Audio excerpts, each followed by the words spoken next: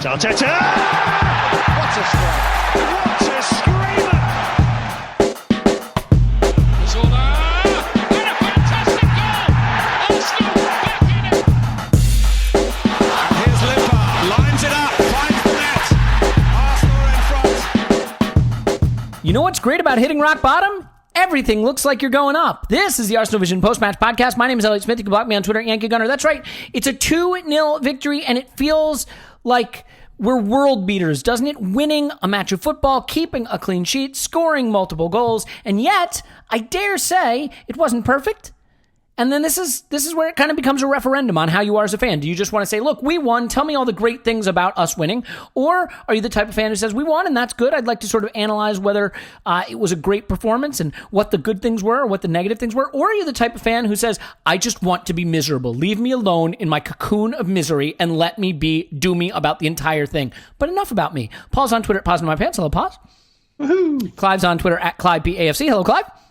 Hello. If you want the instant reaction pod for patrons, that is available with Tim and myself from yesterday. I am going to endeavor to continue with this schedule. We are going to try to do previews and instant reactions for patrons, and then full match pods for everyone else. And we'll see if the schedule gets the better of us, because there's another game at the weekend. They just keep coming thick and fast. Anyway, so it is a 2-0 victory, and I think that it is a victory that shows us some clear bright points and also continues to highlight where some of the weaknesses may be. But Clive, for me, the best place to start is always at the beginning. By the way, there's some Guendouzi stuff that we should get to and we will get to, but let's save that for the end because we led with the referees the other time. We didn't get into enough of the football. I want to talk about the football. So vis-a-vis football, that lineup, a couple of really important things to note. I mean, first of all, Xhaka coming back, Saka keeping that sort of nominal 10 role that becomes more like a left midfield role. Nketiah keeping his place as a starting striker. Holding and Mustafi paired in defense, and Emi Martinez gets a start. So for you, how do you feel about seeing that lineup and what looks to be the way we're going to do it now? This 4-4-2, you might call it, that really plays like a 3-4-3 in possession. Yeah, I mean, it's interesting, isn't it? When I'm watching these games, I have to be honest with you, my mind goes back to Emery, and it goes back to how he was trying to solve the problems from a coaching perspective, and how he was moving people, moving systems. From a personal point of view, I thought he was a half-decent coach, but I don't think he told his story correctly to us, the fans, to the media, and to his players. But what he was trying to do was trying to solve problems with a set of players, which are pretty one-dimensional. Arteta comes in, far more verbose, absolutely laser eyes on us in press conferences, and he absolutely can tell a wonderful story to the media, to the fans, leaning on our culture, leaning on our history. We all love him. As a coach, I feel he's superior because he can communicate. He understands his players, and he wants to understand his players. He wants to connect to them. He wants to know their strengths and weaknesses. He wants to make a system which suits them. But I do wonder, some of the things that he's done, how we would receive them if it was Emery doing them. But what Arteta's doing in this game, I mean, he must have used about 4 formations. He must have done, right? So I did a Paul rewatch today. We definitely started the kickoff in the back 5. And 3 at the back with 2 out wing packs. That was fascinating, isn't it? The first couple of minutes, Clive, absolutely. To see where, especially if you just track Saka. I mean, Elliot didn't cover the other position Saka played, which was left back right from the get-go. And David Hillier on the Arsenal replay of this game says, I'm not really sure what formation well, I'll turn it back over to you, minutes. Clive, but what I would say is I don't think it's left back. I think it's left mid in the 3-4-3. I think it's the two-way player on the left side of the 4. But yeah, go ahead, Clive. So there you go. So this is what's so interesting. So he plays in areas, Saka does, and he is our fluidity. He dictates. He's like our temperature gauge. Mm-hmm. So when we're in charge, imagine the temperature gauge going up, and he goes up that left wing depending on how much control we're in, and he goes up that left wing. When we're not in control, temperature gets cold. He comes down that left wing. That's brilliant, Clive. Yep. And suddenly he flips into a 5, right? And so he's the guy that's dictating. When he moves up down that left hand line, Aubameyang takes his movement and position from him. So what we have is a far more positional system, and we take triggers from each other's movements. The thing is, it's only working on one side, right? So, and the triggers and the movements, because what Saka does, he commits to his movements. So when a player commits, what by commit I mean, Elliot and Paul, I mean you go, bullet out of a gun, boom, I'm gone. And what that does, it says to the midfielder, I've got to give it to him. I've got to. Look at him, he's going, he's 100%. I've got to give it to him. And because this is his biggest trick, his timing, his movement, his explosion off the ball. And it makes it look as though he arrives with so much time and space, because he's timing when the ball goes to the player on the ball, onto his back foot, he's off. And there's only one thing to do, give it to the moving man. That's why he gets so much ball, either short passes or long passes. He reads the touch of the player that's receiving the ball. And so Saka makes me now move away from my thought process. You know, I'm thinking Saka's going to be a left 8. I'm thinking Clarence Seedorf. I'm thinking Clive, you're on the ground floor on this one, mate. You've really picked it. But actually, I'm now shooting myself down, saying, well, actually, I don't care anymore. Because what you really want is you want a system that's interlinking and that we're moving. It's very hard for other coaches to scout. You see what I mean? And analyze. Hard to implement, but once you get it, whoa, you're in business. You really are, because it's down to the ingenuity and intelligence of the players under your management. So I thought, again, we sort of, although I was angry on the instant Brighton pod, I was angry, and I think I've been proven right about why I was angry, but it wasn't really an articulate response. We spoke about this Brighton game as being tactically the best game of the season, and I think we've seen a continuation of that in this game. The only thing that we got a reward in the first half, which we haven't had since January, I believe. We've not gone in at half-time 1-0 up. Yeah. And so, yeah, I found it really interesting in it. Yeah, Paul, I really don't want to move on without letting you get a chance to add to this. So could you do that? Very sarcastic. I think Clive did a brilliant job of putting into words this feeling I had in my tummy. I think that's absolutely right on Saka, because there's that thing with Saints where they have this ability to be in two places at the one time. That's one of the signs that somebody is a saint, this bi-location capability. The problem for Saka is he can't be in three places. So he's a midfielder, he's our number 10 and winger at times, but he's very definitely a defender as well in the mix here, and you see it in the first few minutes.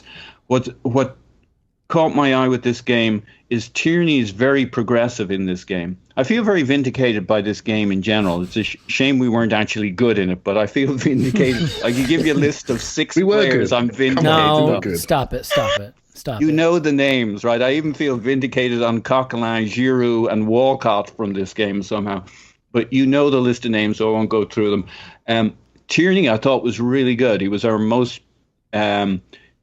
progressive player by yards. I mean, that ball over the top to Aubameyang, holy shit, right? There's only a couple of people who can cross in this team like they have a laser. Maybe they're just hitting it into a zone, but it feels like they're hitting a player. Saka's one of them. Tierney's one of them. I thought this was a really good game for him, but you look at him, Saka, Stillman went big on Aubameyang, and like I've been noticing that recently, but not to the same degree Stillman did. And I think Tim did a brilliant job outlining how Auba's kicking in here. And then you got Xhaka in midfield. So you got 3 lefties there between Tierney, Saka, and Xhaka, and like that's Dillman's other point is that we should balance it out and get more creativity on the right side to get Pepe going with Bellerin, and I get that, but it's really hard to move a kind of a critical mass that you have over on that left side you saw in this game with Tierney, Saka, and Aubameyang, and Xhaka. Like, he delivered 1 or 2 delicious passes in this game, but we didn't have a lot else to produce from midfield. And I just think you have something going on that side of the game on that side of the pitch where all the interesting stuff is happening, and that fluidity. I always thought there might be a little bit of a challenge with the fact that Tierney and Saka are both kind of touch. They're both lefties, so it'll both take them to the touch line, and you won't get that overlap. But we've seen with Saka, he's just so flexible that's a really interesting combination on that side of the pitch. And I think we're going to be stuck with that creativity coming from the left-hand side for the fact that you have Tierney, who, if he can stay fit, is going to be a big factor for us. Saka and Aubameyang all coming from that side, and the fact that Xhaka is kind of, at least at this stage, unmovable. Anyway. Yeah, I mean, it is interesting to me because on the one hand, I think that there are some things that work really well. And look, I love looking at stats and analyzing data. I do think with young players, sometimes you can set that aside, just watch a game and say, does anyone pop off the screen? And Saka does. Saka has that talent that you just see it. You don't have to have watched football much. You don't have to know the stats. His talent is precocious and it just jumps off the screen. It doesn't hurt that he has some service. I mean, Tierney, I think, passed to Saka 12 times in this game, whereas Bellerin passed to Pepe once. I believe it's once. It may be twice. And I just think twice. Okay, so I mean, I think the way the buildup is working, everything goes down the wings, and it's not even really wings, it's one wing. And so, you have Tierney giving it to Saka, Tierney, sitting in almost like that third center back, and Saka able to come back, drift back, collect the ball, and carry it forward, or get the overlap. And Xhaka's over there, and we know that Xhaka's one superpower is spraying balls to the wings. That's what he does well, and he did that here. Bellerin, on the other hand, kind of had a nightmare. And in possession, it just wasn't working for him. He wasn't really able to release the ball well. His touches weren't clean. And whatever you want to say about Pepe, I thought he did some good things with his running and did some good things to try to get involved. I don't think this was a bad Pepe game. I think that this was a bad... He worked really hard. Well, he did. I think it was a bad Ceballos and Bellerin game. And I think when you look at what's over on his side, Bellerin playing the right side of the 4 in the 3-4-3, and Ceballos playing the right-sided midfielder in that 3-4-3, and the influence and pass maps sort of bear that out. And there's no passes to Pepe. And what's really scary to me, you look at Xhaka and you look at Ceballos, who are in the middle of the pitch. There was not a single pass played to Nketiah in the center, not a single pass played to Aubameyang, and not a single pass played to Pepe from the center of the pitch. Everything goes down the wings. And so, we get 2 goals here. One is from great pressing by Nketiah. Really nice job pressing, closing down, being alert, and scoring. The other goal... I don't think he gets credit for that, in a sense, in that a lot of people kind of seem to think it was just credit. Like... Yeah, I mean, that is... He moves to the pass and cushions that to where, like, that ball can go anywhere, and he anticipates, moves, cushions. Yeah. That was really smart. I thought he did really well there. And then the other goal we get is a rebound off a free kick. But if you think about the other chances we created, and the one really clear chance in particular, which is an Aubameyang chance, I mean, it's a goal kick. And then there's the other one from Tierney, which is over the top. So a couple of long balls and a couple of rebound off a free kick and pressing. But in terms of the build-up into the final third, that's where I still think there's work to be done. And I don't know if it's about deploying more resources there. I don't know if it's about trying to get somebody to play between the lines. I still don't see someone who plays between the center, midfield, and the forwards to connect those spaces. And if you look at it, Southampton outpassed us in the attacking third, 85-50. And I think that's still an issue we have to work on. So, Clive, for you, you liked this performance. Do you not have some of these concerns that from a build-up standpoint, it's still not just wing dominant, but really one wing dominant? Yeah, so I must say I like the performance. I like the result. Right, so I watched this game. Well, yeah, I love the results. I'd take 38 of them in a season. Thank you very much. I watched this result from behind my fingers. Right, literally, it was ugly at times. It was tough to watch, and I'm not going to sit here and say to everybody, "Yeah, this is a no-brainer," because people can go back to my in-game tweets and see exactly how I was feeling. Right, so yeah, we have a situation where we are very, very sort of wide dominated, but like I say, I'm okay with that, as long as we execute, and we're executing on one side and we're not executing on the other. Now, I think we're developing some core principles, but we haven't developed them all yet. And the reason why we haven't developed them all, and Paul used the word flexibility, we haven't got too many Sakas and Aubameyangs whose game and their ability to move and how they take the ball on, how they manipulate the ball, they are flexible players. Aubameyang can play right on the touchline. He can play left back. He can drop off his centre backs, drop off his right back, receive it, turn around. He can go beyond. He can shoot from both sides. He's just awesome. He's just awesome. He can shoot from the centre of the box. He's an Saka absolute stud. Yep. Yeah, and he plays every game, and he does more sprints than anybody else. And he's 31 years of age. Where can that guy get signed up? It's so important. Saka now, again, flexibility. Left back in the 4, wing back, left 8, left wing. I've heard in training he's killing it as a number 10. The guy is a natural. He's played right wing inverted, not so good, but he's tried it. He's being developed. He's being rounded. I hope he's being rounded for us and other people. These players that have got the ability, the physicality, the technical ability to receive the ball in different places and then do different things with it is where we need to go. And then we talk about some of the players that are struggling. So Xhaka is quite one-dimensional, but his dimension is great. When he passes... Is it? Well... So I'll tell you what he does. He gives us a physical presence. He gives us leadership. He gives us comfort. When he passes the ball, it stays passed. Right? So we're talking half a yard fizzed in, gives you a chance to use the pace of the ball to the person who receives it to set your man on his heels. Pace of pass is really important to continuity. Right? To good players. They want it fizzed in. They can do things with it. So Saka's one-dimensional. In this Arsenal team, we need him. Where we are in our quality levels, we need him. And then you're looking for another player next to him to be quite structural. And this is where Ceballos isn't structural because he's a bit more romantic. He wants to feel the ball. He wants butterfly. Yeah, thank you, Paul. Yeah, he wants to be around it. He wants to turn, flick it, feel it. He wants to just stroke it, roll it over his foot. I'm getting mad as I'm talking through it because that's not football, right? That's not football. When you want, players today are fit, they can close people down, they recognise the patterns. As soon as you go. When you're playing a 2 in there like that, it's got to go. It's got to move quickly. It's got to be able to play through you, like through you like water, and it just doesn't. And I just think he plays the nearest man rather than what the game requires. And so I don't even want him to go on to the right side, but I don't think that we can blame Xhaka or Ceballos for a lack of central build-up. Our centre-forward is a bit more of a pressing centre-forward. If anything, and although I feel he's been massively let down by the lack of service he's getting, I think in this system, I think Pepe had to work slightly harder to come inside and show. You can't always tell. If I was at the game, I'd be able to be more certain.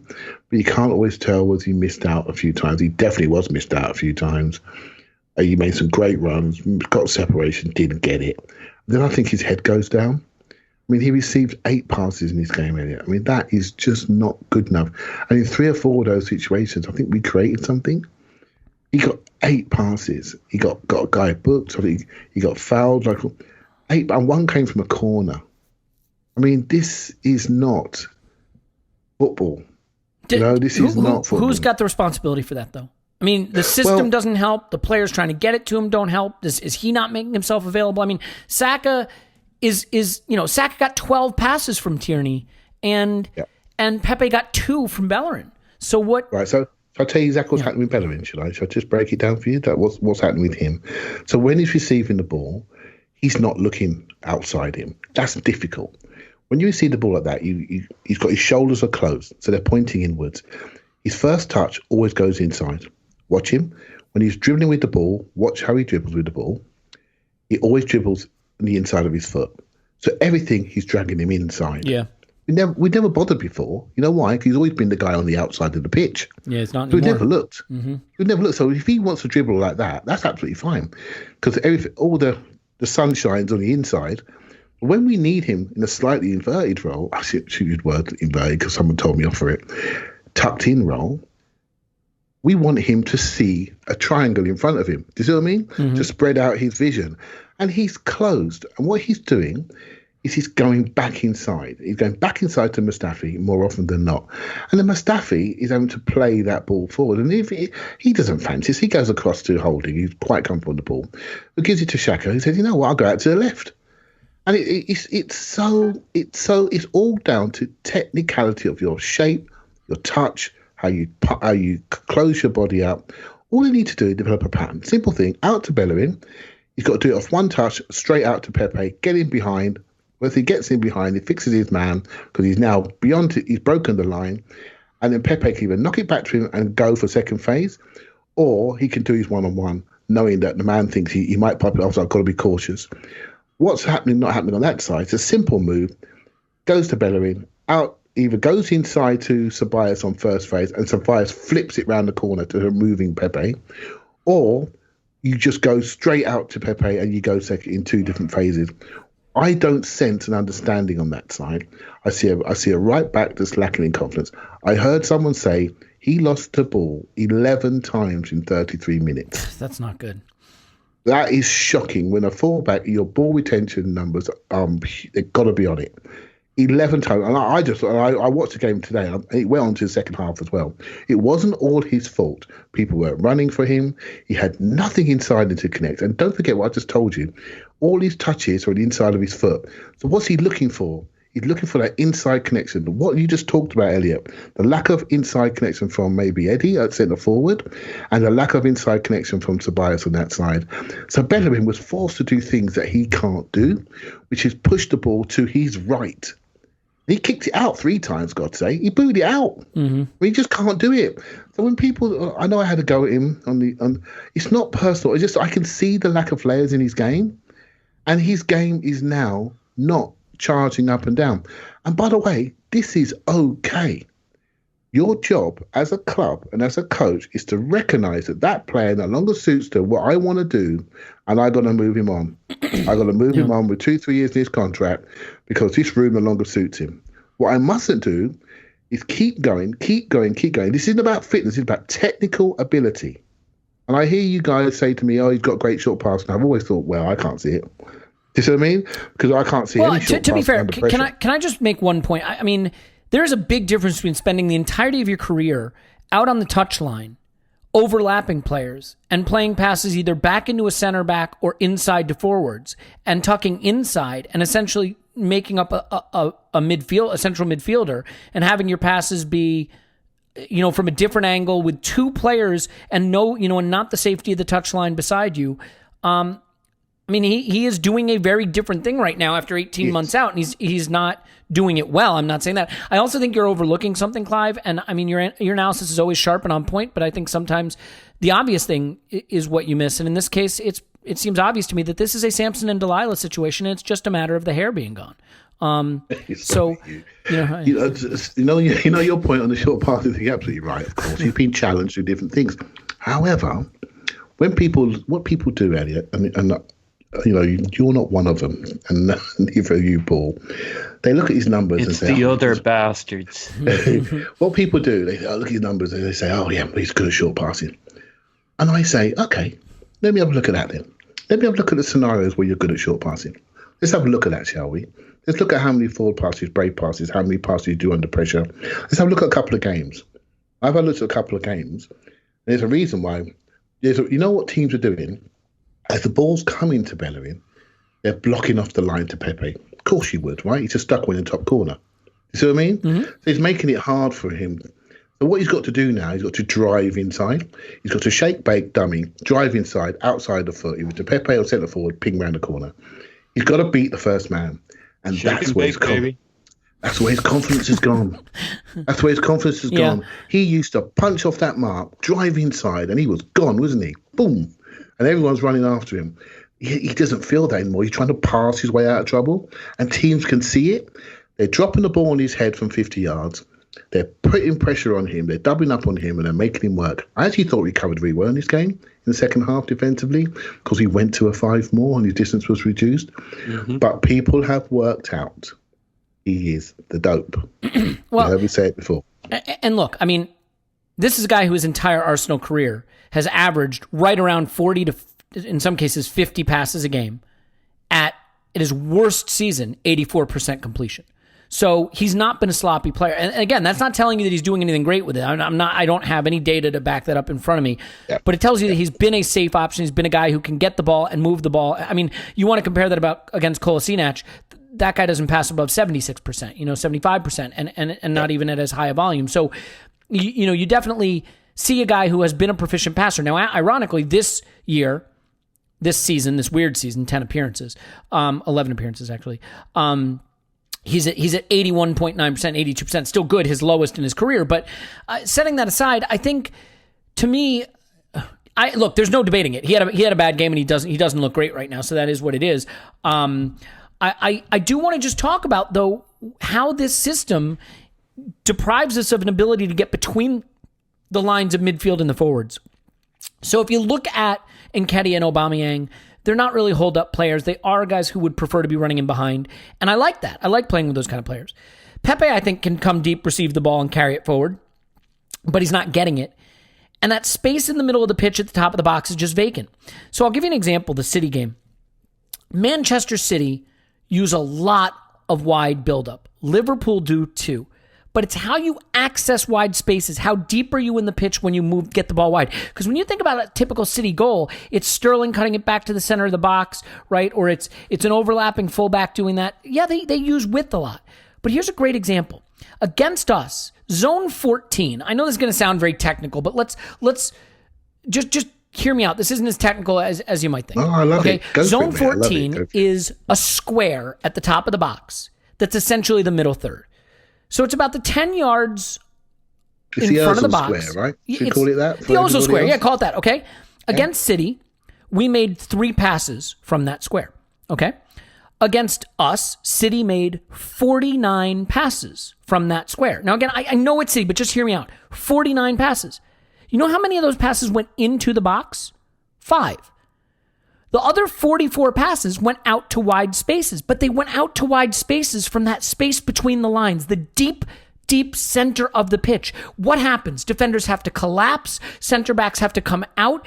David Silva and Kevin De Bruyne are standing there, and suddenly Rob Holding or Mustafi is pulling into them, or a fullback is tucking in, and now Sterling's got space, or now, Mahrez has space, and they go out wide to those players, and the defense is all out of sorts. We go to the wings early. We're not in zone 14. If you look at our game against Southampton, if you look at our pass map, there's nothing in that zone. If you look at the passing, I mean, if you have the Stat Zone app, it's really interesting. You can just look at our whole passes.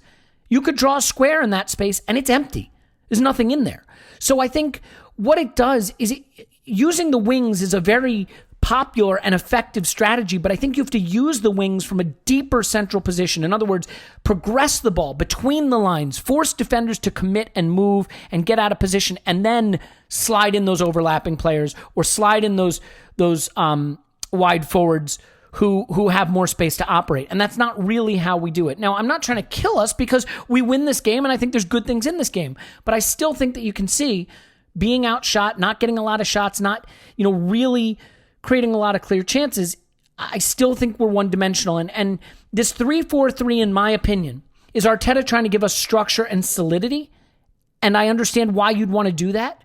But I now think he has the challenge to unleash the hounds, so to speak. And I wonder if the way you have to do that is you've got to put Saka, Auba, and Pepe in the front 3 and bring Ozil back into the team and let him pop up in between the lines and in the spaces between those forwards and the 2 central midfielders. So, I mean, Paul, I want to get to some of the players who are really good here. Do you want to address this central space? That's a really good point. I hope Paul leaves me something left, but you've already answered your own question in it. But Paul, you go first, mate. Okay, because then I want to get on to some of the individuals who I thought did excel and not dawdle on the things that were missing.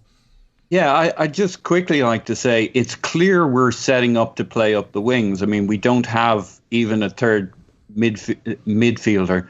I would quibble a little bit on the Ozil, that spot being the 10th spot, because actually Ozil never spends any time in the middle of the pitch. He goes to one side or the other. I think in our mind, Paul, that's what he is. I'm not saying that's what he's doing. It's what we... I get you. And he gets... the thing Ozil does is he gets other people... When Ozil plays, you do play in that area because he's the guy who creates the pass to the guy in that danger zone there. And it really is the zone that causes danger for the opposition. But it's interesting that Emery had a phase where he basically played up the wings. We're now playing up the wings. The 3 at the back leads to playing up the wings. Yes, that's for sure. Saka's as Clive pointed, is kind of our barometer. He's also where the fluidity of the game goes, and he's basically playing up the left. But it is interesting that they say he's killing it in training as a 10, because he's probably the next best thing to get us into the middle of the pitch. But we set up to play up the wings. We basically had two midfielders, because our third midfielder was Saka, and we knew where he played. He played on the wing, up the wing, or as a fullback, or as a wing. It's like this, like it or not, it was the plan. It's kind of not a failure. It's a success that we played up the wings. The shame of it is we don't have two wings. That would at least create the danger. But this is no accident, right? This is how we set up to play here. And I'm going to turn over to you, but I want to make one super, super quick point, because the one other thing about playing it up the wings, though, guys, I think this is another thing that's maybe missing with those two central midfielders and no one in front of them. As you progress it up the wings, one path is to cross the ball into the box, but another path is to cut it back to the top of the box. So, okay, if you get it to the wings early, have a late runner. That's where you miss an Aaron Ramsey, or what we think of as an Ozil maybe is, who's the guy at the top of the box? We don't have vertical. We don't have Ceballos and Xhaka are not players who ever get into the box. And it's the verticality, right? Everything's on plane. When we get to the wings, it's Auba, Nketiah, and Pepe across the box. There's no verticality. There's no second layer at the top of the box. So sorry, Clive, I know you're chomping at the bit to get to this, and this is fertile ground for discussion. So keep it going. Absolutely, we should maybe do a simple breakdown on this separately, a separate pod. But if there was time, we could do a rewatch. But there's literally no time. This is what we're seeing. You actually said it. With Man City, what they do is they have control until they play in your half. So everything they're doing is like 25 yards further up than where we're starting from. That word control. The building blocks are not there. Our centre-backs were playing against three pretty sharp players in long, can't remember the other guy's name, Danny Ings and one other. And they were sprinters. Is that one? Obafemi, thank you. They are sprinters over the top, right? So did you see any of them sprints in those games? Well, I was worried about it beforehand, so they killed them by staying tight, by dropping off. As soon as there's no pressure on the ball, I think only one or two times I see them look stretched over the top. So what does that do? That creates a big gap between your last man at the back and your first man up front. Man City, what do? They squeeze right up, speedy centre-backs, Fowler's in centre mid. We're going to squeeze you back, and so it squeezes us into that zone 14, and we can make our pressure there quick, sharp, bang, bang, bang. One could pass, right way to pass, we're in. Low cross, side foot. Right, so the word control, we haven't got those parts in our team yet that allow us to play control possession football from a much higher starting point. And when we do, I think then we will see a much more of a varied build-up around the centre point of the pitch, as you alluded to. This is why in this game I was slightly, and I was unknown.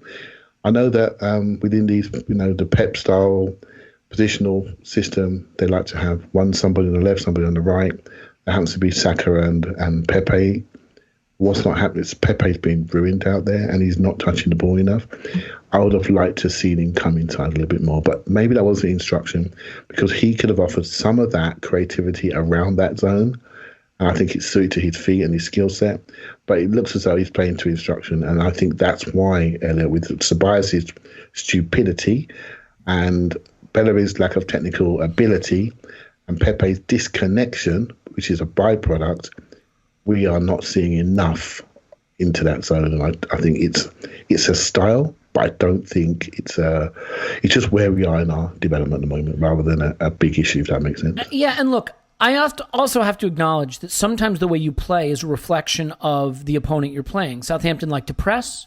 We may have felt that we didn't want to have a lot of possession in the center of the pitch, getting pressed, off the ball and having to run back. This is not a team that does well running backwards towards its goal, especially when your midfield is Xhaka and Ceballos. So it may have been a decision to play long and quick up the wings or over the top to beat the press and not get drawn into making mistakes in the middle of the pitch. And I acknowledge that sometimes you look at a game in isolation, you don't realize that there's another team playing, and sometimes what you're doing is a reflection of what that other team does as well. Also, what you end up doing, and we all do it up to a point, is we all have this style in our minds of what we want to see, and the gap between what we're seeing versus what we want to see sometimes makes us impart our style on what should happen on the game without understanding the instruction. Yeah, that's true. And then we judge players accordingly. And you've mentioned this a few times, and you're right. We're just not there yet. We haven't got that player who can see if he's back to goal turnaround. Those players, we sold them. We sold Iwobi, we sold Mkhitaryan. Those are the players to take it in those zones, turn around, turn around, ping round the corner. It might not go to anybody, but they were the build-up crew. Yeah, and, you know what I mean? And we gave them away. Yeah, and look, I mean, I hear a lot about Guendouzi. Oh, yeah, why do you love this midfielder? He's got no goals, no assists. But you look at Ceballos and Xhaka on the day, manning the center of our pitch, and 0.0 expected goals, 0.01 expected assists combined. So XG plus XA on the day for our central midfield. Once again, 0.01. And the only reason it's harsh, though, right? Well, there's only two of them. And yet, we should remember a couple of other moments, like the Xhaka ball through to Saka that he crosses to Nketiah goal, but Saka's a foot or two offside. That's a delicious ball through there. I mean, go and refresh yourself in terms of how good that pass is. But when you've only got two players, you're basically committing to other players doing the creativity. It may be fairer across the season, the point you're making, but I do think it's a little harsh on the guys in this particular game. Okay, sure. I just think it's the idea that is still a part of the pitch that is not particularly contributory to the way our moves culminate, if that's not an overly wordy way to put it. So, look, we're 36 minutes in, and I have done a masterful hosting job of eliding any of the positive performances from this match, although we did sort of praise Aubameyang and Saka, who I think deserve it. Clive, can you give me a little love for Rob Holding, who 18 months out, I think there was a lot of worry, is this a guy who's going to make it? What we need to be a decent team next season, other than a lot, is we need William Saliba to come in and be peak Cannavaro, but we also need one more person to be fine. And maybe Rob Holding can be fine. I thought this was a good game for him. How do you feel? Yeah, I picked him out the week before, didn't I, against Brighton as one of my two on the rise. And I know he looked a little bit sluggish on the goal, but my expectations on him, the reason why I picked him in it is I thought he was done, mate. I really did. And he surprised me against Brighton. The first game back, a lot of pressure on him. He surprised me. And while I thought he was really good in this game, I did feel that the system helped him. It made him less stressed and he looked more comfortable because he couldn't see the spaces. You have to remember, a lot of Rob Holding's best games has come in the back three. So all of his stellar performances come in the back three. And when you see him in the back two, he gets run. He gets moved. His recovery going diagonal, going backwards is not great. But where he was really good in this game for me was in the air. I really like his ability to move his feet and get up in the air. That's the sort of thing that comes with fitness. He was really quite good. He only made a few minor mistakes and they didn't get punished. I was really pleased for him. I didn't think he was man of the match, mind, but I thought he was really good. And I look at him and think, okay, you have limits in your agility. You have promise on the ball, and that will come with time. But what I like about him is his character. He seems to want to do it. He wants to make a success at Arsenal. You can look at him and think, I want to make it here. I'm going to keep fighting. Even though my body's hurting me. I'm going to keep doing it. And from a coach perspective, you want someone like that, someone who's coachable, wants to learn, wants to put it all in, really committed. He's come in when we were on, we lost a guy with an injury. We lost another guy because he didn't fancy it. So he's got a 2-game suspension, cost us a game. And he's come in, barely a start in ages, and he's really done well. And I think it's a great shout that he's done well. But he's done it within an environment that suits him. If we want to be a proper adults team, we need to move to a back four. And I wouldn't feel so confident with him in the back four consistently during the game to keep out the best fours in the league. I'm talking about the Rashfords, the Manes, the Salahs. I'm talking about those guys. It's no chance, mate. He can't run with them. Let's just keep it in perspective. He can't move with them. He can't run with them. And we need Saliba for that, and we need one other, and we need to go and buy that other player. And that's what if we got aspirations, those are the athletes we have to stop, right? So if we want to play high up on the halfway line, those are the people we need to be looking for, people that can move, that can cover into wide spaces. So although I'm praising Rob Holding, I do see a limit. If I'm Arsenal, I'm loaning him. We got him very early from Bolton. He's done well. He got injured. His appearances for his age isn't enough. And we need to be fair to him. For us, he gives us comfort of having the fourth centre-back or third centre-back. But we've got to be fair to his career and get him out on loan so we can see the level he can reach, if it's going to be good enough or not. Yeah. I think given the situation with our central defense, any signs of progress for Holding that show that he could become a competent Premier League starter are really, really encouraging. I still think, you look at Liverpool or you look at City, I don't think you have to have great center backs. I think you need one who is a leader and can really excel, and another who is competent. And if Holding can be the competent guy, again, you just get peak Cannavaro, peak Van Dijk from Saliba, which should be no problem whatsoever. You're good. Paul, can we move on to another guy to talk about? Because I want to get to everything, and there's still a lot to get to. Emi Martinez is not a player that I have super high hopes for long term. I mean, I think Leno is our long term starter, and Martinez is a guy who, sort of toiled away as a backup. But I thought he was really good in this game, and one area where he was definitely better than Leno is his long distribution. Leno has been really poor kicking along, sort of balloons them up to the halfway line, and we usually see it come right back to us. Leno has this arrowed sort of like laser of a kick that goes a little further, a little straighter, and it caught Southampton out on a couple occasions, including the spectacular one to Aubameyang. So I thought that was a great feature of his game that varies our build-up a little bit, and I thought he was certainly secure and safe with his handling and his saves. So do you think that he deserves maybe a little more credit than he's been given?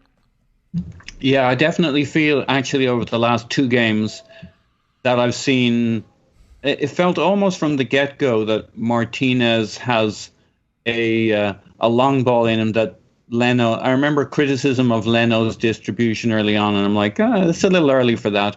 But he really he doesn't have any of the Edersons about him.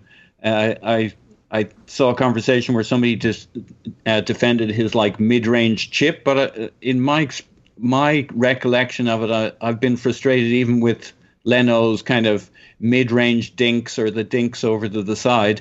I think the one area Emi definitely surpasses him on is this the long ball, which he's pinged once or twice, and I think his mid-range is reasonable. We haven't seen enough of it yet to know if it's really good. He has an option with Tierney there that maybe Leno hasn't had along the way, where Tierney was our most progressive passer in terms of distance in this game, apart from Martinez. You'd expect the keeper probably to take that most matches. But I think if we get Tierney on the pitch regularly, then now Martinez has a couple of options. We've been going along quite a lot rather than, we can remember times in games in the past where we've brought the pressure on and asked teams to show us what they've got, pressing us in our own box. And unfortunately they did.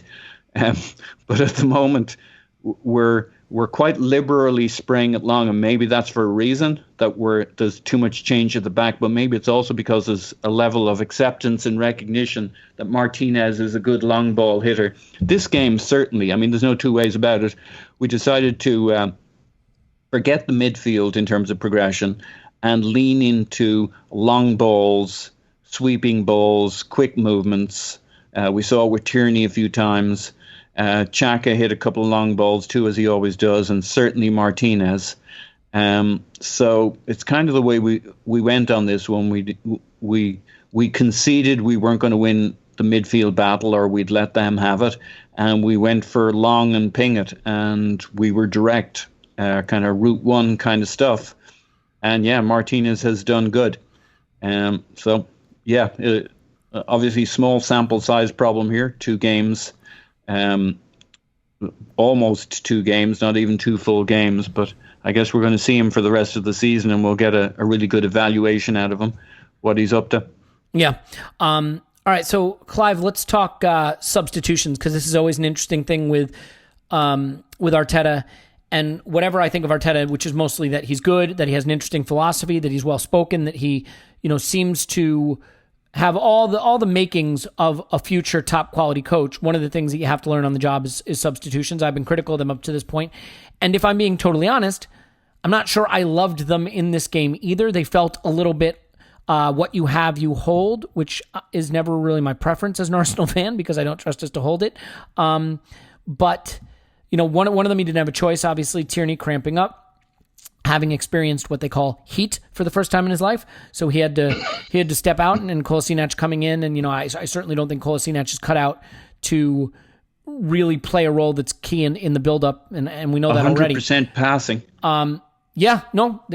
You take the silver linings where they are. But so do you have an instinct about the substitutions? I mean, obviously Willock comes in and scores off the rebound from Lacazette's free kick. Lacazette came in and I guess he took the free kick. That's something. What are your thoughts on how he tried to change the game?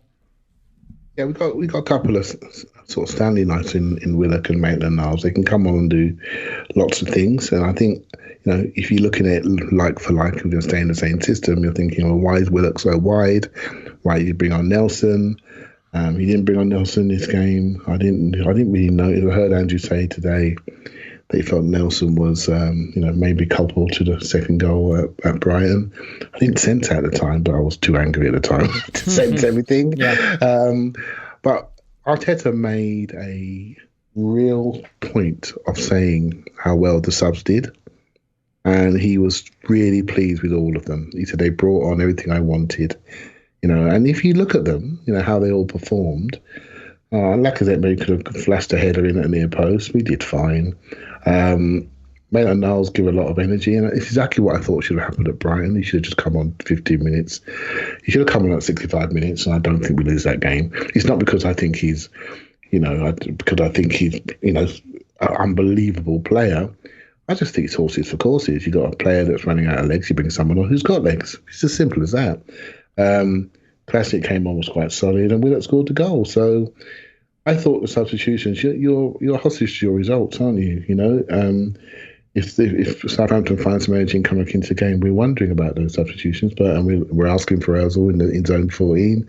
We're asking for all sorts of things, and the results dictate things. But I was quite pleased to see Maitland-Niles in particular. Willock, I wasn't sure what he was doing, but he's just got that. He's just got that knack. Got that knack, Clive, can I say something on Willock? Yes, mate. Go ahead. For some reason, I ended up adopting him along the way. I thought I think he did exactly what he was asked to do. He's actually the first sub we bring on 63 minutes. Pepe, as I think we've intimated, wasn't doing too bad, but that's not the same as, good subs are subs that anticipate the problem you're going to have. Yes, absolutely, Paul. Pepe was not going to get better, was he, really? No. And it wasn't that he was doing bad. It was that Bellerin was getting all the pressure down that side. Willock came on. Go and look at Willock again in this game. Everything he does comes off. His passing's good. His cover's good. He's all over the pitch. I mean, people are bitching about him coming on as a right winger. His touches are kind of all over the place. He covers the whole pitch. It's no surprise to me that he was the sharpest and most alive to the free kick opportunity. He actually does a very neat job of putting that away. But even that aside, even if he hadn't scored that goal, he did exactly what Arteta was looking for. Up and down, legs. He went past Southampton players that had to bring him down, drag him down. He may not have a great final ball when he's going into the final third, but he's probably the one player you want bringing the ball out of our midfield wherever he starts on the pitch. He did a job, and that's now 34 appearances for the team this year, which is astounding. I'm not even claiming he's been great. Elliot and I had this bet in terms of number of appearances. I think it was number starts was the bet, to be fair. Yeah, number of starts. That's right. Had we had appearances, is in there. We'd never have guessed it was going to be 34, I don't think.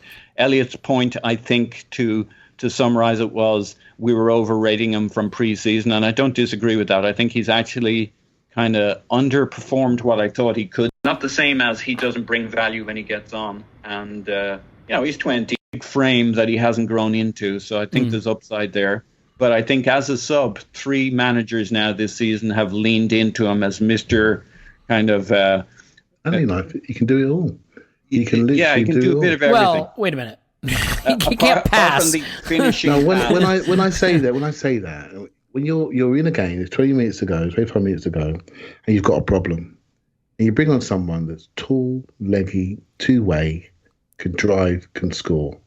Okay, but can just really quick, because this is where I think... I will say that... Okay, go but what I will say, I'm talking from a coach perspective. That doesn't mean you're going to guarantee performance, because I did watch the game versus... I'm not sure which... Was it City game where I thought he disappeared up his own backside? What about Brighton? I mean, we brought him on, and I think it was he didn't kill the game, but the subs, including him, did. Yeah, exactly. It wasn't his fault that he was brought in that situation. It should have been somebody else.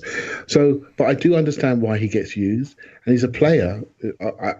He's a player that I sort of struggle to read. But just because I struggle to read him doesn't mean there's not a player there, because other people are reading him. Like, all the way through his career, I struggle to read him. But he keeps getting ahead of people. He's playing for England young under 21s. He's getting in. He's doing well. He's well thought of. And so I've just got to sit back. I struggle and just say, I don't read him perfectly, but I can see why coaches pick him and use him. Although I'd love a little bit more consistency, obviously, but we have to remember that he's still 20 years of age. Yeah, so... I think what I would say is, I am a Willock skeptic still a little bit, but a midfielder who can score goals gets patience, because not many of them do it, and God knows we need it. I don't know that I see his ceiling being as high as some people, but I do know that he does score goals. And admittedly, this goal it's a rebound off a free kick, but he has that instinct. He has that instinct to get to where the goals are and score them and run past a player and get into the box and score. And he's not Aaron Ramsey. He's not that caliber of talent. And I think you say, well, he's still young. I think even at this age, Aaron Ramsey maybe flashed a little more talent. But a midfielder who can score goals can get a little more patience. I fully acknowledge that. And using him now, when our season is probably washed anyway, and you get a chance to really get a little more information about who he could be, I'm fine with it. I just haven't seen the top end talent yet. Look, there were chances. He may not be Aaron Ramsey, but he could end up being a Ray Parlour for us. Do you know what I mean? As he develops, hard-working, absolutely critical team player that tucked in from the right-hand side and drove forward, and things happen.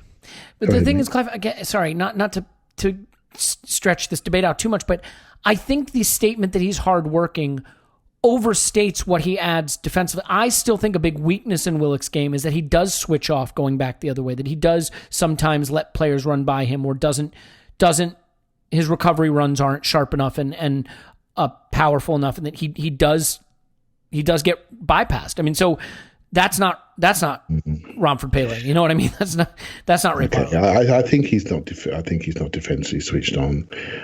But what I tend to look at things the other way around. I tend to look at what he can do, and he challenges better way to do it, probably. he challenges people when he gets the ball. He challenges them in behind them.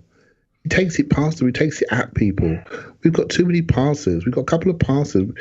We've got Guendouzi. We've got Ceballos. We've got Xhaka. Now Xhaka's got range of pass. You know what? You can be a passer. That's your skill.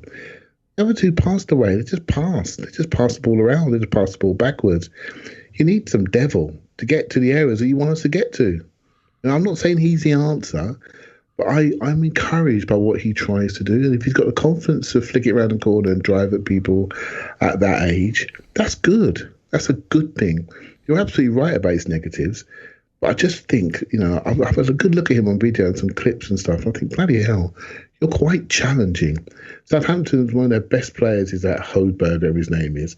As soon as Willett came on, he just shut him down. Ran him off his feet. He had to go off. He was done. And it's like, okay, he's fresher. But I just think, There's something there. I'm not saying what it is, Elliot. I don't know what. I don't know. I'm not saying there's not something there. there, by the way. I want to be clear. I think what's there, Clive, is a midfielder who's got an instinct to get into the box and finish moves. And I think that is a hugely powerful trait to have, especially at a young age. And players that score at young ages tend to score a lot at older ages. And so that would be the reason I'd give him more patience. I think his passing has to be cleaner, and I think his defensive awareness has to sharpen up. I mean, if we got on Ramsey's case, Clive, because we're like, oh, he just bombs forward and vacates his space, and if we're going to get on Ramsey's case for that, then I think Willock certainly deserves some of that same scrutiny. If you catch my drift. I think my feeling with Ramsey was always he was a third midfielder, and I think Willock has always played a third or a fourth midfielder, and I think that suits him. Ramsey, I honestly feel we mismanaged his career. That's the truth. And I think if we allowed him to do more what he likes to do, he could have been better. I really believe that.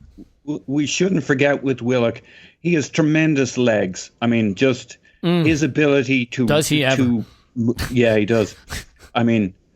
he bestrides the world like a colossus. But seriously, when he takes that ball upfield, unfortunately, it highlights this feeling that the final pass into the final third to Aubameyang or whoever is going to go astray. But nobody in our team takes that ball out of our midfield like he does and streaks. He beats players. He's not a brilliant dribbler, but he's got really good progression and dribbling stats because he'll just go past players and they stay gone past. Yeah.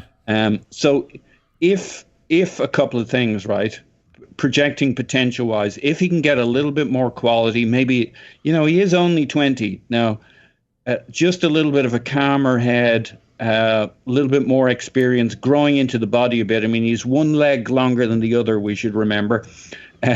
His body's a surprise to him. He had to relearn the whole balance thing. So who knows? Maybe he's got a little more extra upside than your average kid. I did not know.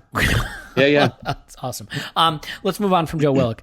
And I don't mean Arsenal. I mean the podcast. Although maybe I mean Arsenal. You decide.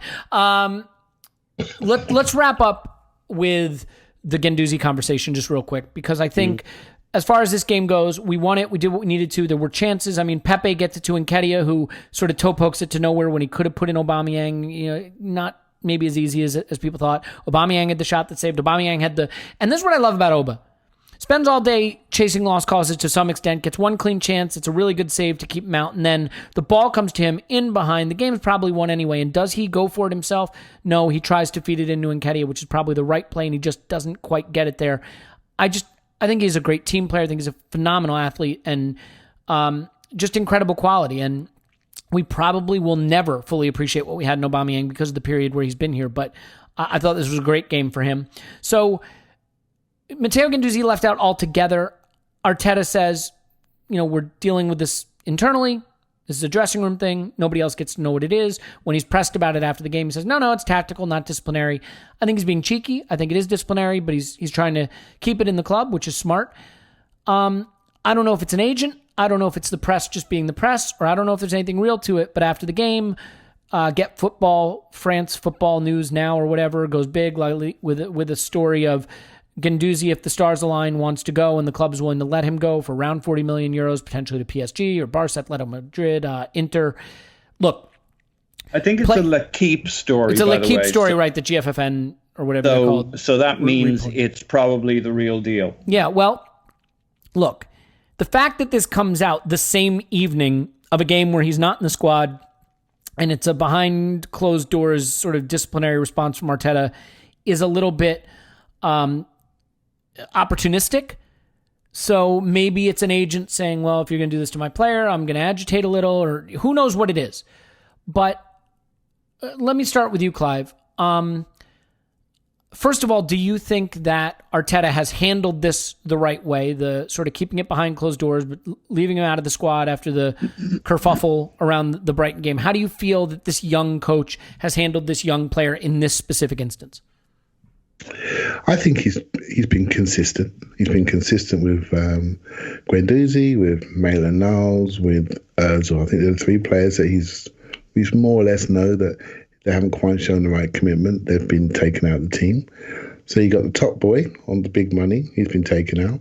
Got the young academy boy who's grown up. He's been taken out.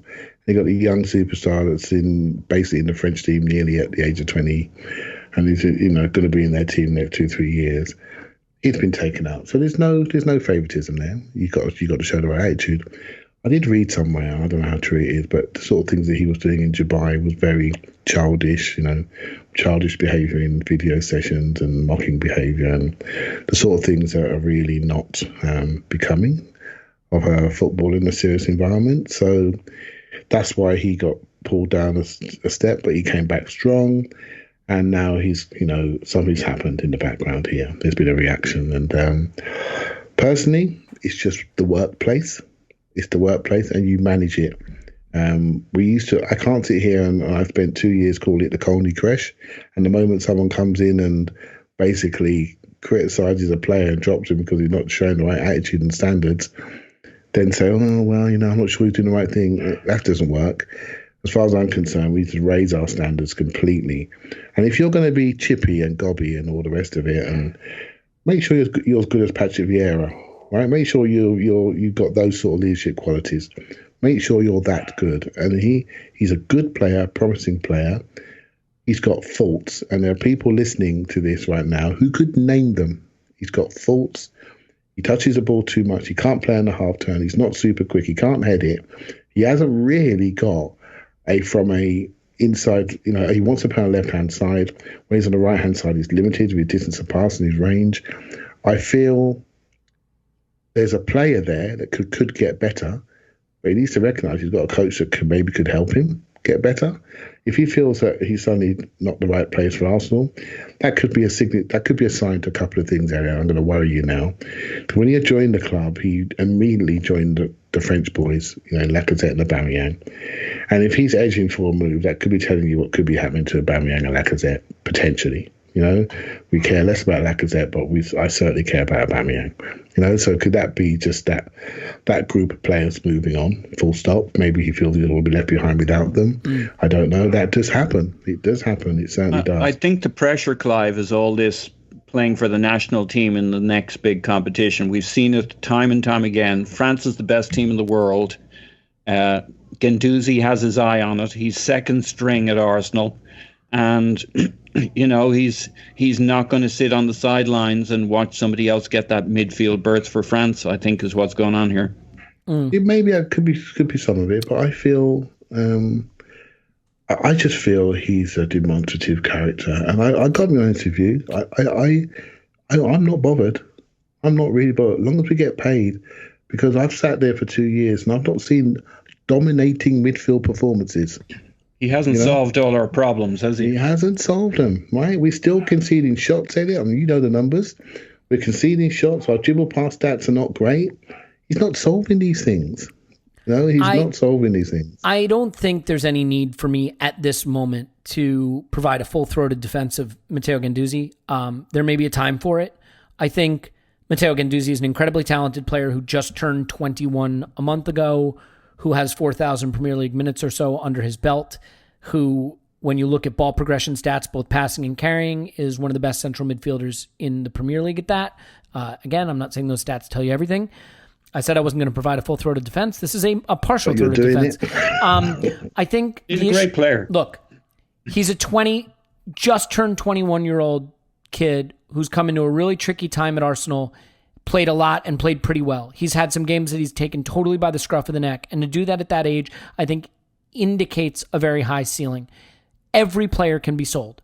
Every player. Yes. If you come into Arsenal with a check that has the right number on it, you can have Saka. If you want to give us £80 million, Saka's yours. I don't care. There are no sacred cows. The players can be replaced. You just cannot sell for less than their value. If the goal is to swap Guendouzi for Thomas Partey, no. We're not swapping a 21-year-old with huge upside for a 27-year-old who just went through a pretty nothing season in La Liga to come in and spend 2 years being okay in a position where we got another player, by the way, Lucas Torreira, who still hasn't really gotten a chance to thrive in his designated position. I think where Matteo Guendouzi should be playing on the pitch and how he can thrive on the pitch is one thing. What I do think is curious, Clive, all of a sudden in the wake of this, in my mentions, a lot of it is he's a disruption, he's a problem, get rid of him before he destroys the dressing room, get rid of him before people notice he's a problem. And here's what I don't get. Emery picked him, Arteta picks him. We know they're willing to bench guys if they don't work hard. We know Maitland-Niles got benched. We know Ozil got benched. Guendouzi continued to get picked. There's no suggestion he doesn't work hard. There's no suggestion he doesn't train hard. The coaches are picking him, which I think is an indication that he does have the right attitude. He is precocious. He is a big brat. But being a big brat doesn't mean you're a disruptor. I mean, Cesc Fabregas was a brat. Now, don't get me wrong. Matteo Guendouzi's no Cesc Fabregas. But, Clive, is the fact that he's a brat on the pitch, why are we presuming that that means he is a bad teammate or a bad... I mean, the coaches pick him for a reason. We know they're willing to put people on the bench if they don't work hard, and Guendouzi gets picked. So what reason do I have to believe that he is somehow not a good kid or not a good player just because he's a bit of a brat? But no one's saying that, to be honest, mate. I mean, we could all say, look at my mention. Someone is saying that. There are a lot of people saying he's a bad guy. He's got attitude issues. He's got an attitude problem. Maybe on the pitch he does. Yeah, because people read the stuff, right? So I look at him and I say to myself, I have a problem with our midfield, full stop. You know that, right? So I don't think we control matches. We don't control enough facets of the game. And I look at him and I say, okay, you're in a situation where you've got a guy who's a pretty good coach from midfield's perspective that can really help you. And I think there's things for you to learn. But there needs to be a level of humility to learn these things. And I do think he potentially... maybe I'm being slightly biased by the fact that we know all the financials. We know we need a rebuild. And subconsciously, I look around the squad at opportunities to make money, to rebuild, to create those pillars to allow other people to flourish. When you have to do that, when you there's going to be casualties, and there could be two casualties that players that we generally like in Bellerin and Guendouzi. That could be £70 million, £60 million, whatever the number could be. Now, that's all upside for us. Now, we've got ourselves in this situation. We've got ourselves out of the Champions League. We bought the wrong players last season. We didn't need to buy Lacazette. We should have bought Aubameyang first up to have Giroud. Yep. We've made these mistakes with Denis Suarez. We've made these mistakes by messing up against Brighton and Crystal Palace and missing out Champions League by 1 point. So now, because of that, I'm looking around at Guendouzi. Well, I've just spent 5 minutes talking about Joe Willock and how good he could be. But because I know that Joe Willock's not going to be worth 50 million euros, 45 million euros at this moment in time, I'm looking at the opportunity. We bought some for 7 mil, we can get rid of him for 45, 50. So it's actually colouring my view. You see what I mean? When I'm somebody that always gives a young player a chance, always. My only worry with that is the things that we're hearing are more about attitude, and it's not just things we've heard at Arsenal. There were things when he was at PSG. There were things when he was at Lorient. Are they attitude on the pitch though? Was a bit noisy. This is my question though, Clive, because if he wasn't a hard worker, if he was disruptive, we certainly know that both Emery and Arteta would have sat him down, and they've both been willing to play him. So I guess I just wonder, why are we taking the fact that he's a brat on the pitch and then projecting that he's also a bastard, in training? I don't think so. There's plenty of noise about him being a challenge in training. I don't think him being a brat on the pitch is a problem at all for a manager. Most managers will say one thing to the cameras but think another thing. They'll want that feistiness. He's got a great attitude. The problem is he is not a player who wants to be on the bench, and the problem overall is that Arteta hasn't seen him as a starter for whatever reasons. I think because it doesn't solve all of his problems. Talented as he may be, he's not the midfielder Arteta wants right now with the other midfielders and the challenges we have. I mean, we've seen he's leaned into this up the wings. That's one example, that the midfielder you put in there may not be looking for just the best talented midfielder in the center of the pitch. He's looking for something that works in his lineup. And the fundamental issue is Guendouzi is not going to take well to being on the bench, and Arteta has not had him as a starter in the same way he's become accustomed to with Emery, and he has not taken it well. Can I let me ask you two questions, Paul and Clive, because we got to wrap up. What is the amount of money that you would sanction if that were if you were entitled to do so, sanction a Guendouzi sale?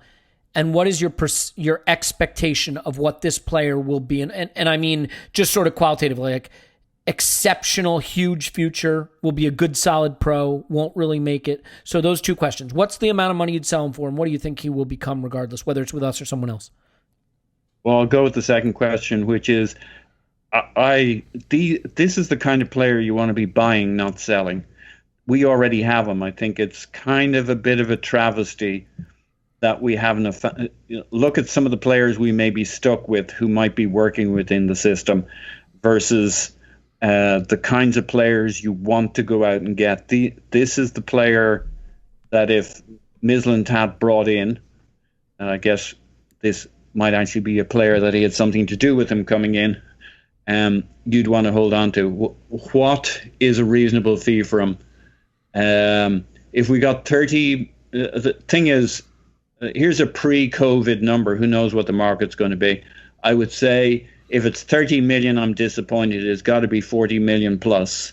Post-COVID, maybe values will get adjusted downwards. Who the fuck knows? But pre-COVID, 40 million plus, I guess. But I wouldn't want to sell him. Yeah, I think you said the most important thing. Where we are in a rebuild, this is the kind of player you want to be acquiring, not selling. I mean, get rid of Xhaka, get rid of Luiz, get rid of Mustafi, get rid of Lacazette, get rid of these late 20s, early 30s, nothing players who aren't taking you anywhere, and keep the players or buy the players whose upside suggests that if things go right, you have something really special. But, of course, at a certain price, everybody's sellable. I do think if it starts at 40, if it's 40 million or less, it's a non-starter. Above 40 million, depending on what post-COVID prices look like, maybe you have to start to think about it. But you do look at it and you say, all right, if I gave you 50 million pounds and you had to hand it to Raul and I had to say, do you think that the club is going to get it right? Some people say, yeah, I trust the club to do it. And some people say they don't. But I certainly don't want to be swapping a 21-year-old with huge upside for a 27-year-old who's meh. That's not a move we want to be making, especially with the time horizon we have to get better. We're not going to be great next season. We're not. You never know. Things go crazy and you somehow wind up top 4, but we're not going to be great. So shoot for a team that can be great in a few seasons. So I think you make the most important point, Paul, which is this is the kind of thing we want to be acquiring right now, not moving on from. For me, I think his ceiling is a star. Now, you know what's hard, Clive? I don't know that anybody really knows how to evaluate central midfielders. I don't know. I mean, if I said to you, who are some of the best sort of central midfielders in world football? They're not guys that score. They're not guys that assist necessarily. They're not guys that defend a ton. They're not Conte, and they're not Kevin De Bruyne. So what are they? And it's funny because when you look at the chart that's been going around Twitter of him being one of the best progressors of the ball among central midfielders, there's a lot of players on that chart. They say none of these guys are good because we don't really know. I mean, is Henderson a good player? Yes. How do we know? You know what I mean? Because he's on a good team. But like if Henderson was on, if Henderson was on Southampton, would we even notice him? You know what I mean? So I don't. These are players you don't notice. He got noticed at Sunderland, and Man United and Liverpool were looking at him very closely, and he ended up at Liverpool. So, well, I mean, it's Barcelona, Inter, Atletico Madrid, and PSG looking at Guendouzi, to be fair. So, give me your answer, though. What's your answer to the question? Can I? Yeah, please, sorry. Well, I can just keep talking. That's always an option. So, yeah, he's not going to go down. And you know what? I look at him, I think he's probably more like developing into a Toni Kroos type midfielder. Right? So, Toni Kroos used to be a 10. And Elliot, I've sat here and you said to me, you know what, Guendouzi could potentially play as a 10. You said that more because of a pressing 10 and his personality to get on the ball. And the reason, and also I think being a slightly one layer up, if he wants to go dancing around like he does, he needs to be pulled in closely sometimes. If he wants to go off dancing, then it's fine because you're not leaving the team open. So we played him as a 6. He did quite well as a 6 actually, not too bad. Yep. It's not really a lone 6. Give him the responsibility, then he doesn't have to work out where he needs to be against somebody else. He knows it's his job to stay home. He has to stay within that zone, that middle zone, and see people to left and right and get his distances right. So I think that forced him to be disciplined. Rather than you play him as an 8, he goes off. Play him as a 3-8, he goes off. And you can't build around people like that. So I look at him, I look at a young Tony Cruz, and I think that's what you could be eventually once you learn how to shoot, which he can't do. You know, he's got to be better in passes right into the killer zones of the game. But I think the way teams play abroad, when people drop off and then you just got to move the ball and look for opportunities. If you think back to that left zone pass from him to Aubameyang against Spurs, that's a brave pass. That's a good pass. That shows you a bit of stardom there, right? But now look at the squad. It's all about squad management. Look at the squad. You say, Say Arteta looks at Torreira and says, you know what, I fancy Torreira and Xhaka at my base. I might add one more. And I look at my attacking midfielders and I think, well, I've got Saka. I've got young kid called Smith Rowe coming. I could invest in there and get a true attacking midfielder. And I feel sometimes with the system that we're playing, this kid might just fall between the cracks. Because what is he at the moment? We can see he's got talent. But what is he? And we're not quite sure where he fits in this system. So he could find himself just slightly on the outside because the style that we want to play doesn't suit him. You know, as soon as Xhaka's come back, bang, he's in front of the back four. That's not him. You see what I mean? Mm. He could play. Ceballos is not here for the future.